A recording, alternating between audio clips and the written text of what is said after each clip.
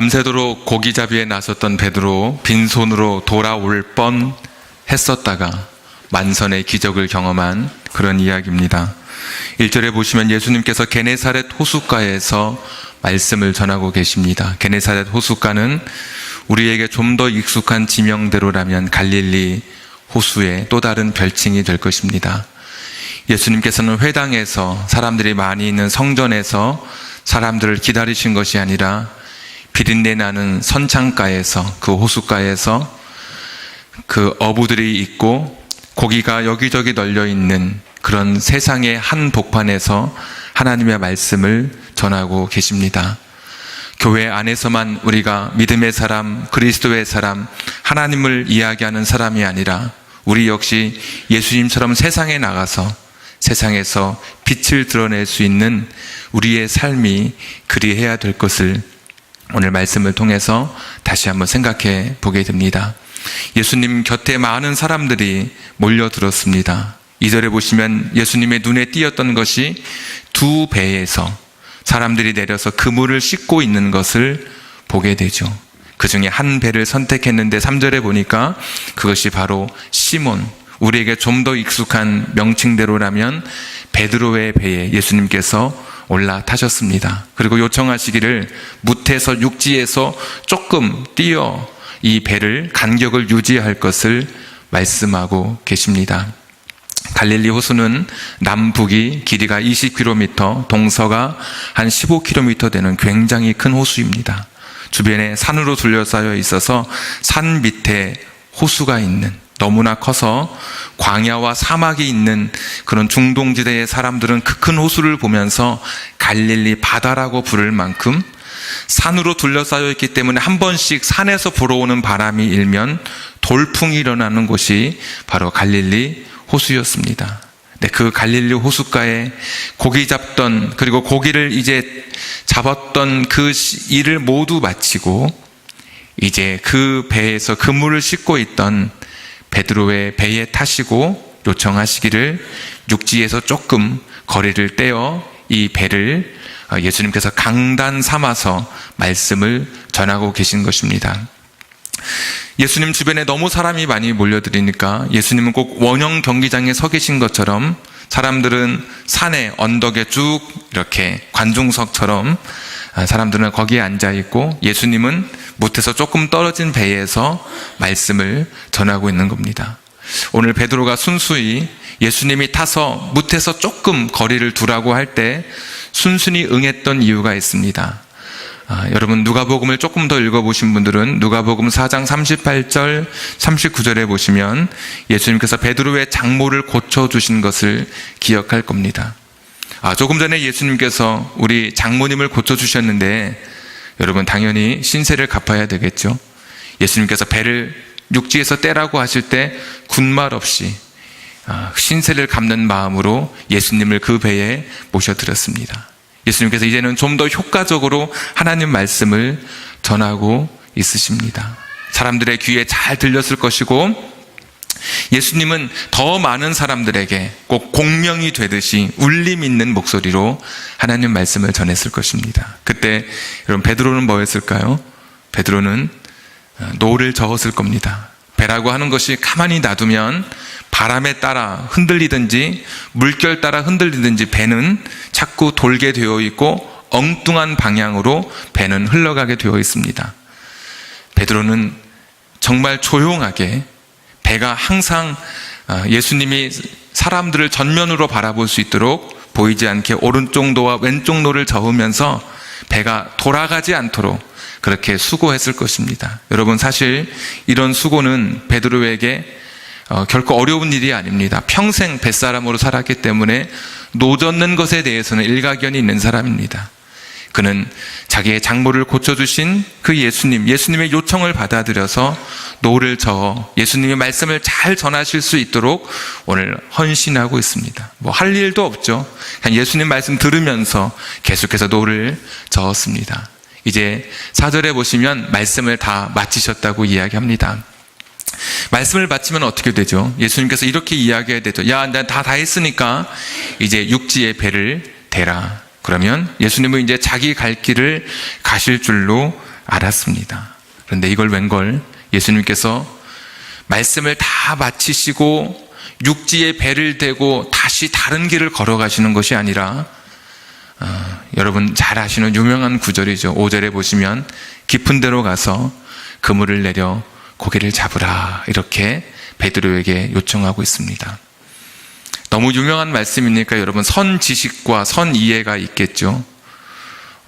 이 갈릴리 호수는 너무 깊은 큰 바다여서 깊은 곳에 그물을 내려서는 그물이 채 밑바닥을 다 훑을 수도 없고, 그리고 고기는 어디에 있냐면 이 가장자리에 지류, 샘 같은 데서 이렇게 물이 막 새롭게 나오는 산소가 풍부한 곳에 고기가 몰려 있습니다. 그래서 깊은 곳에는 물이 미동하지 않기 때문에 고기들이 그곳에 있지 않고, 이 주변에 어딘가 흘러나오는 새로운 신선한 물이 있는 그런 가장자리 쪽에 고기가 있는 것이 갈릴리 호수의 특징입니다.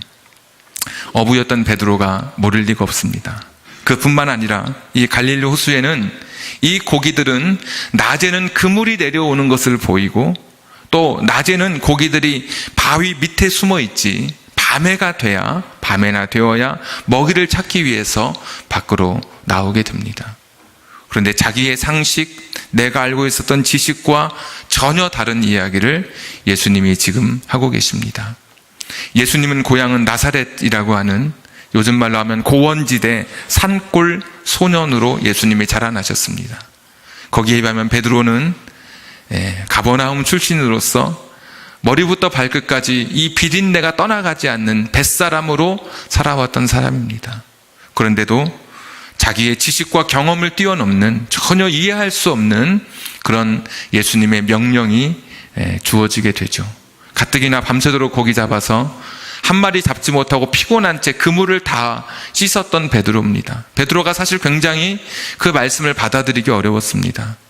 다른 사람들은 밤새도록 고기 잡고 아침에 해가 떠오를 때 피곤한 몸으로 가서 이제 몸을 쉬고 잠을 자야 되는 시간에 자기는 자려고 했는데 예수님이 자기 배에 올라타는 바람에 잠도 자지 못했고, 깊은 데로 가면 고기도 없고, 그리고 이 한낮에 이 아침에 태양이 떠오르면 이미 고기는 다 사라져 버리는데, 그럼에도 불구하고 5절에 보시면 말씀에 의지하여, 그러니까 내가 가진 경험, 지식, 나의 어떤 생각, 내가 가지고 있는 상식, 그것이 아니라 주님의 말씀에 의지해서 내가 그물을 내려 고기를 잡아보겠습니다.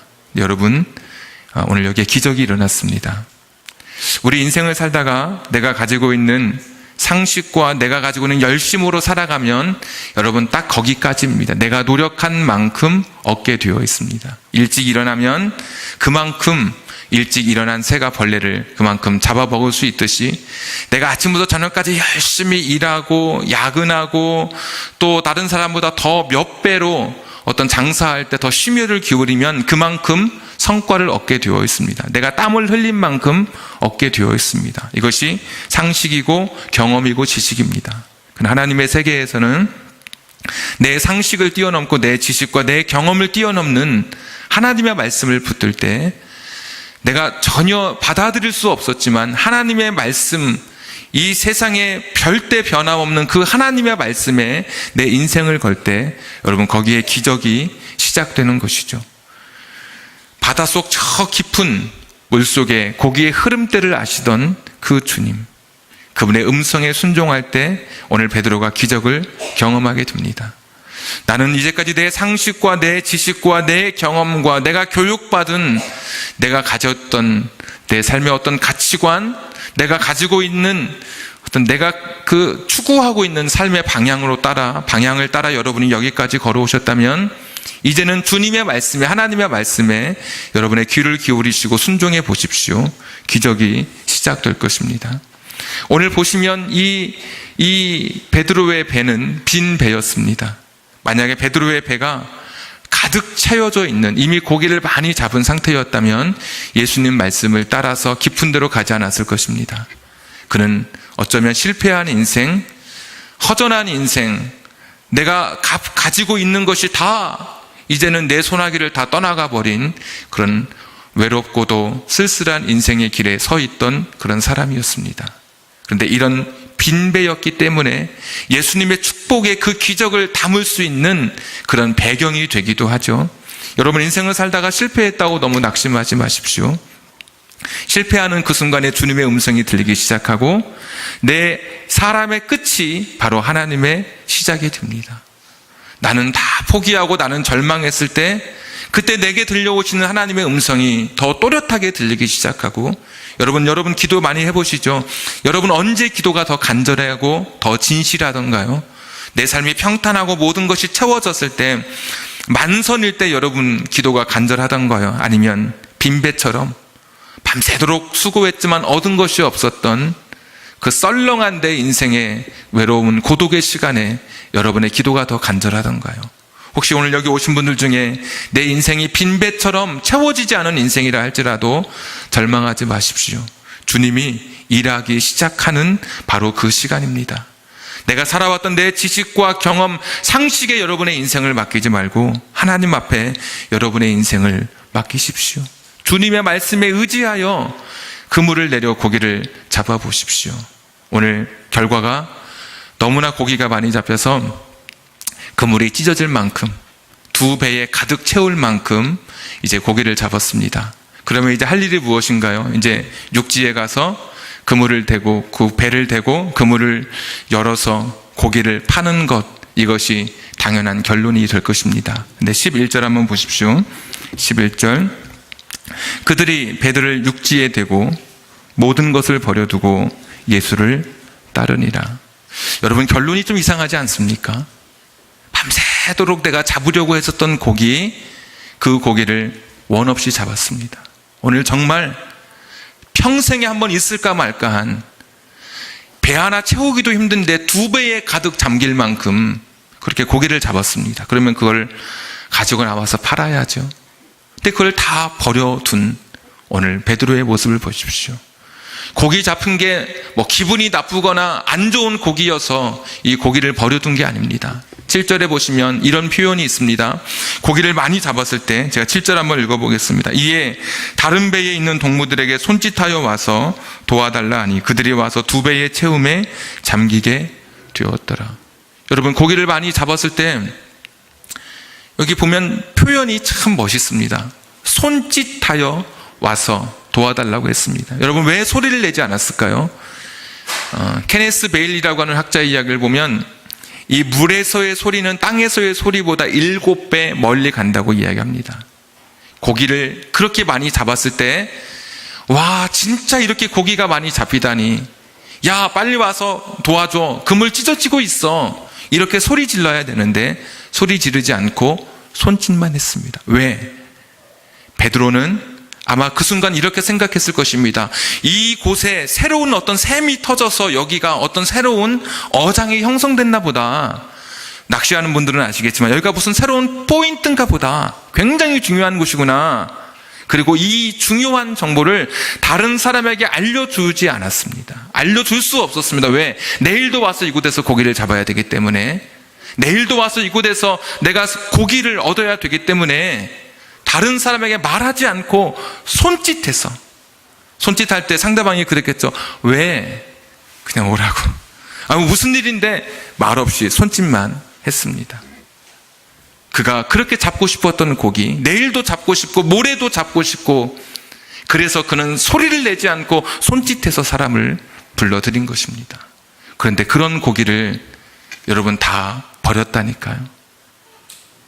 밤새도록 고기를 잡았던, 수고했던 그 고기, 그래서 잡았던 그 고기, 빈배를 가득 채웠던 그 고기를 다 내려두었던 이 베드로, 도대체 무슨 일이 일어났을까요? 베드로는 처음에 잡혀있는 고기를 보면서 그는 뛸 수 있을 만큼, 정말 견딜 수 없을 만큼의 큰 기쁨과 희열을 만났을 것입니다. 내가 이제 부자 됐다. 내가 이제 이렇게 큰 고기를 잡다니. 그런데 어느새 팔딱팔딱 뛰는 그 고기 저 너머에 서 계신, 오늘 배에 타고 계셨던 그 예수님을 다시 보게 되었습니다. 생각해보니까 처음 예수님을 만났을 때 애들 말로 허접인 줄 알았습니다. 고기잡이는 자기가 전문가인 줄 알았습니다. 근데 보니까 이분이 진짜 전문가입니다. 야, 저 예수라는 분은 며칠만 고기 잡으면 정말 큰 부자가 되겠구나. 저 사람 며칠만 이 기술 이용하면 엄청난 부자가 될 것 같은 그런 생각이 드는 거예요. 그런데 지금 내 앞에 서 있는 예수라고 하는 이분은 내가 생각했던 우선적인 가치, 내가 가장 중요하다고 생각했던 그 고기, 이거보다 더 큰 거기에는 관심을 갖지 않으시고, 아까 노저으면서 흔들리지 않도록 노저으면서 들었던 그 하나님의 나라, 하나님, 거기에 관심을 갖고 있는 분이라는 것이 너무 큰 충격으로 다가오는 겁니다. 아니, 나는 고기를 위해서 지금까지 살아왔는데, 나는 먹고 사는 것이 내 인생의 전부인 줄 알았는데, 내 앞에 서 계신 이분은 과연 내가 살아가는 이 삶이 진짜 맞는 것인지 틀린 것인지 아닐 수도 있다는 그런 예감을 내게 자꾸 던져주는 겁니다. 아니, 나는 고기가 전부인 줄 알았는데 저 너머에 나와 다른 가치관을 갖고 계신 그 예수님을 보면서 베드로가 충격을 받은 겁니다. 내가 인생을 살아가는 이 삶의 이 방향이 이것이 맞는 것인지 스스로 자기 자신에게 되묻기 시작합니다. 이 고기보다 더 큰 가치를 붙들고 계신 그 예수님, 어쩌면 내 앞에 있는 이 고기보다 더 큰 것이, 더 중요한 것이 있을 수도 있다는 생각을 오늘 베드로가 갖게 되는 겁니다. 그는 예수님 앞에 이렇게 고백합니다. 5절에 보시면 처음에는 예수님을 향해서 선생님 이렇게 부릅니다. 8절에 보니까 그는 선생님이라고 호칭하지 않습니다. 나의 주인이여, 주여 이렇게 부릅니다. 나도 예수님이 걸어가는 그 인생의 길, 새로운 가치, 내가 살아왔던 이제까지의 그 삶의 가치관을 뛰어넘는 더 큰 영원한 가치를 붙들고 살아가는 그 예수님 앞에, 그 예수님의 무릎 앞에 엎드려 그분을 자신의 인생으로, 인생의 주인으로 삼기로 오늘 베드로가 결단하고 있는 것입니다. 자기는 지금까지 살아가는 게 최선의 삶인 줄 알았습니다. 그래서 밤새도록 고기를 잡았습니다. 갈릴리 호수에서 고기 잡을 때는 그물을 내리고 언제 처음 그물을 올리느냐, 하늘에 은하수가 박히기 시작하면 갈릴리 호수의 사람들은 그때 처음으로 이제는 고기들이 이 그물에 걸렸으리라 생각하고 그물을 걷어 올렸습니다. 꽤 묵직했었습니다. 알고 봤더니 추의 무게였지 그 안에 고기는 다 비었습니다. 또다시 고기를 잡기 위해서 그물을 내립니다. 또 올렸습니다. 허탈합니다. 그렇게 아침까지 그렇게 허탈한 그런 몸짓으로 그 고기잡이에 나섰던 베드로, 이것이 내가 살아가는 인생의 전부이고 이것이 내가 생각하는 최고의 가치인 줄 알았는데, 그 많은 고기 잡혀있는 그 많은 고기 앞에서도 고기보다 더 큰 그 놀라운 가치를 붙들고 계신 예수님 앞에 그는 자신의 삶의 방향을 수정하게 된 것입니다. 조지 베브리아 쇠아라고 하는 한 가수, 복음성가 가수가 있습니다. 이분이 요즘 말로 하면 슈퍼스타 K에 나와가지고, 이분이 보험회사 외판원이었는데 슈퍼스타 K 같은 데 나와가지고 노래를 너무 잘했습니다. 중저음의 바리톤으로. 갑자기 하루아침에 스타가 돼버렸습니다. 방송국에서 서로 계약하자고. 근데 이분이 누구냐면 빌리 그레암 목사님이 복음을 전할 때마다 특송했던 그런 유명한 가수입니다. 막 방송국에서 와서 계약하자고 할 때 이분이 그 많은 사람들 앞에서 마이크를 붙들고 저는 새로운 분과 계약을 마쳤습니다. 다른 사람들이 도대체 누구인지, 누구랑 계약했는지, 그때 그 조지 베브리아 쇠어라고 하는 분이 그런 고백을 합니다. 나는 예수 그리스도와 내 인생의 계약을 맺었습니다. 나는 내 삶을 이 세상의 노래를 부르는 것에 바치지 않고 하나님을 향한 노래, 하나님의 복음을 전하는 일에 쓰임받도록 나는 내 인생을 그분께 바쳤습니다. 그리고 그가 가는 곳마다 불렀던 곡이 우리의 찬송가, 요즘 바뀐 찬송가 94장에 주 예수보다 더 귀한 것은 없네. 이 세상 부귀와 바꿀 수 없네. 이 세상 명예와 바꿀 수 없네. 이 세상 행복과 바꿀 수 없네. 자기의 신앙 고백으로 이 사람은 주 예수보다 더 귀한 것은 없네. 가장 중요한 가치를 붙들고 지나가는 세상 속에서 80년, 오래 살아야 90년, 100년, 짧은 찰나와 같은 세상 속에서 흔들리지 않은 영원한 가치를 붙들고 살아갔던 이 사람. 오늘 베드로가 그 가치를 발견하고 덜 중요한 것들을 내려놓은 것입니다.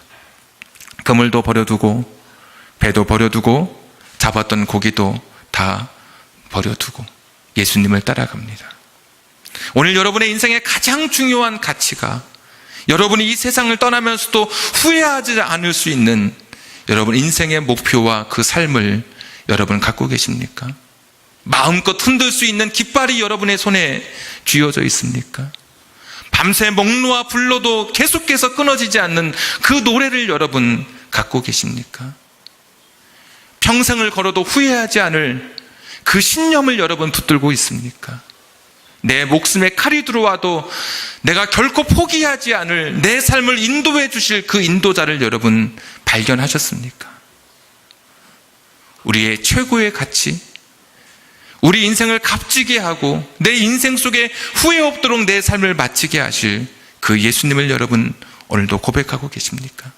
베드로처럼 그 예수님의 무릎 아래에 엎드려 당신이 나의 인생의 주인이라고 오늘 여러분 고백하고 계십니까? 오늘 베드로의 고백에 보면 8절에 보면 주여 나를 떠나소서 나는 죄인이라고 고백합니다. 이게 이스라엘의 정결법을 이해하면 이게 이해가 됩니다. 이스라엘은 내가 깨끗한 사람인데, 목욕한 사람인데 지나가다가 죽은 사람의 시체에 손을 대면 내가 부정하다고 생각했습니다. 깨끗한 사람이 더러운 것을 만나면 같이 더러워지는 것입니다. 이게 이스라엘의 정결법이. 그래서 베드로가 자신의 인생을 들어가면서 주님, 나는 부정하고 나는 죄 많은 사람입니다. 제 곁에 오시면 예수님처럼 고귀하고 깨끗하시고 선하신 분이 더럽혀질까 봐 주님 내게 오시면 안 됩니다. 근데 예수님은 어떤 분이십니까? 우리가 예수님과 만날 때 예수님의 깨끗함이 우리를 깨끗하게 하실 수 있는 바로 그분의 능력을 저와 여러분 고백하지 않으십니까? 우리가 예수님께로 나아갈 때 우리의 죄됨 때문에 예수님이 더럽혀지고 죄인이 되시는 것이 아니라, 죄인인 내가 예수님 앞에 나아갈 때 예수님의 십자가 보혈 안에 내가 깨끗해지고 거룩함을 얻게 되는 것, 이것이 저와 여러분이 붙드는 복음 아닙니까? 고기가 여러분의 인생의 전부이던가요? 먹고 살기 위해서 살아가던 이 삶이 여러분이 흔들리지 않는 최고의 것이라고 생각하십니까? 전도서 강의할 때 보니까 솔로몬이 세계의 높은 산에 올라갔습니다. 내가 쾌락이라고 하는 최고의 높은 그런 산봉우리까지 올라가 봤습니다. 그랬더니 야, 이 쾌락이라고 하는 것도 별거 아니구나. 지나고 나니까 아무것도 아니라고 이야기합니다. 지식의 최고봉까지 올라갔습니다. 시편을 쓰고 노래를 쓰고 그가 모든 식물, 어류에 대해서 모르는 것이 없을 만큼 박식한 사람이었습니다. 지식의 최고봉에 올라가 봤는데도 그가 내려오면서 하는 말이 야, 이것도 별거 아니구나. 그가 왕이라고 하는 최고의 권력의 자리에 섰었습니다. 그가 내려오면서 하는 말이 아, 이것도 별거 아니구나. 헛되고 헛되다. 이 모든 것이 아무것도 아니라고. 헤벨이라고 하죠. 헤벨의 똑같은 단어가 가인과 아벨의 아벨입니다. 원래는 헤벨이라고 불러야 되는데 우리가 아벨이라고 하죠. 사람이 있었는데 아벨이 처음 죽는 사람이잖아요. 갑자기 없어졌어요. 죽은 거예요. 숨 쉬지 않아요. 흔들어도 대답하지 않아요. 있었는데 없어진 게 헤벨이에요. 아침 입에서 나오는 이 숨처럼 분명히 있는데 잡으면 없어지는 게 헤벨입니다. 이거라고 생각했는데 사라져요. 거울처럼 앞에 분명히 있는데 거울이 깨지는 순간에 없어지잖아요. 이게 헤벨입니다. 내가 붙들었던 권력과 지식과 쾌락의 산봉우리 위에 올라섰던 솔로몬의 고백처럼 내가 이 세상에서 붙들었던 모든 것은 헤벨이라. 오늘 베드로는 그것을 발견한 사람입니다. 지금 여러분이 지금 붙들고 있는 것이 이 세상 떠날 때 영원히 후회하지 않을 수 있는 가치, 내가 지금 믿고 따라가는 것이 마지막 날 하나님 앞에 섰을 때 그것이 인정받을 수 있는 존재인지 여러분 스스로에게 물어보십시오. 저와 여러분은 예수님이라고 하는 최고의 가치, 최고의 존재를 만나신 분입니다. 베드로처럼 그분의 무릎 아래 엎드리는 겁니다. 주님, 주님. 그분을 내 인생의 주인으로 삼고 떠나가는 겁니다. 그분과 함께 새로운 인생의 여행의 길을 걸어가는 겁니다. 베드로에게 예수님 그렇게 말씀하시더라고요. 네가 지금까지 사람 낚는 그 고기를 잡는 어부로 살았지만 10절에 보니까 사람을 낚는, 사람을 취하는 어부가 될 것이다. 지금까지도 네가 살아온 것, 그래 이제는 너의 삶의 방향을 바꾸는 것이고 네가 걸어가는 인생의 목표를 바꾸는 것이고 그의 방향의 새로운 표대를 예수님께서 제시해 주셨습니다. 베드로는 이 모험과도 같은 여행의 길을, 순례의 길을 떠났습니다. 베드로 전서와 후서를 남기면서 사도행전에 그가 보여주는 사람을 낚는 인생으로 후회 없이 살다가 전설에 보면 로마의 십자가에 거꾸로 매달린 채 극형의 십자가에 죽이려고 할 때 우리 선생님 예수님께서 바로 돌아가셨는데 내가 어찌 똑같은 모습으로 돌아갈 수 있겠습니까? 나는 거꾸로 못 박아 주십시오. 그렇게 세상을 떠났다고 하죠. 우리가 마지막 날 하나님 앞에 섰을 때 그의 이름이 하늘나라의 그 천국의 기둥에 쓰여져 있는 것을 저와 여러분이 보게 될 것입니다. 흔들리지 않는 그 중요한 가치, 내가 붙들어야 할 것이 무엇인지 오늘 우리 자신들의 삶을 명확하게 바라보실 수 있기를 원합니다. 어쩌면 오늘도 하나님 내게 만선의 기적을 주십시오. 고기가 여러분의 인생의 전부라고 한다면 우리의 시각이 주님을 향하여, 우리의 생각이 주님을 향하여 서기를 이 시간 부탁드립니다. 흔들리지 않는 이것을 확실히 붙들었다면 우리 다음 주는 한영원 초청 예배입니다. 여러분이 붙든 것이 진짜 맞다면 누군가에게 이 내가 만난 그 예수님, 내가 만난 발견한 최고의 가치, 결코 흔들리거나 후회하지 않는 내 최고의 그런 그 주님을 말하고 이야기해야 되지 않겠습니까? 오늘 저와 여러분에게 진짜를 발견한 여러분에게 거짓이 난무하는 세상에서 어떤 것이 참인지, 참 삶인지, 어떤 것이 후회하지 않는 삶인지 보여주고 증거할 수 있는 여러분 되기를 주님의 이름으로 축복하고 부탁합니다. 기도하겠습니다. 우리 같이 한번 기도하겠습니다.